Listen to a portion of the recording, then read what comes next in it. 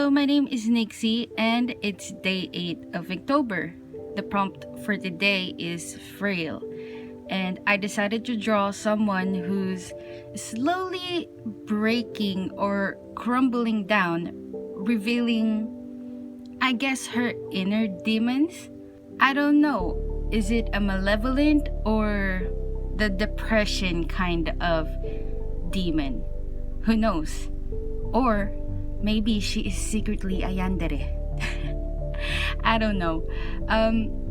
It's usual I used purple watercolors, my Holbein permanent violet, and then ink wash using that ink that I showed on my day 5, and then my Unipin.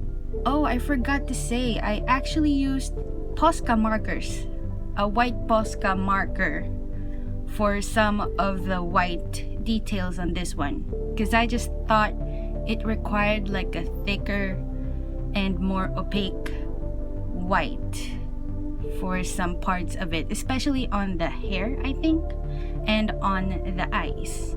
I'm sorry the time of uploading is different. I'm not really sure when I should upload or what time I should upload. To be honest, I'm getting bored. I'm easily bored of doing the same thing over and over, especially in artworks. In here, I'm very bored of the colors. It's the same black and white and purple.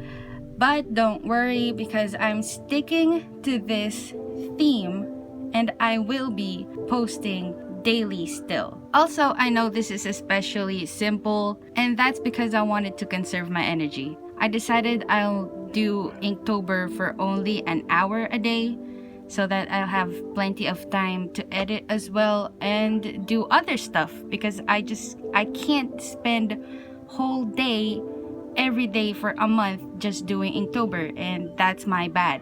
I hope you like it still, and see you tomorrow for day 9. Thanks for watching. Bye!